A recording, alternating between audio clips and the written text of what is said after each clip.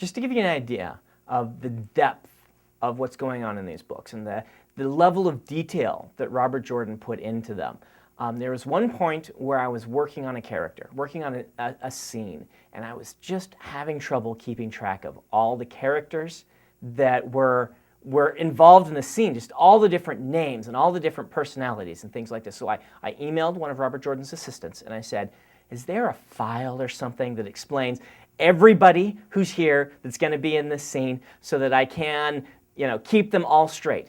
And a few minutes later, I got back an email from Alan who said, well, I found this and, buried in some note somewhere, and it said, with, and then it listed the name of the character. And I'm like, oh, good, it's a file called, who's with this character. That's exactly what I needed. I opened it up, and what this file contained was a list of dozens and dozens, maybe hundreds of names of people who hadn't yet appeared in the books, who were just members of this character's army, who were just there.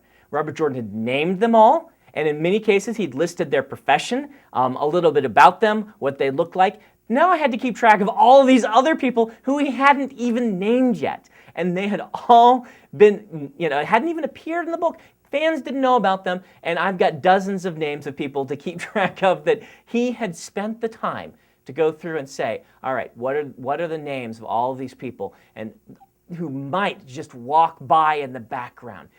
So much detail, so much depth to these books that really when you read these books, you don't even know how much there was behind them filling this out. Robert Jordan knew this world. He knew these people. He knew them so well that they were real to him.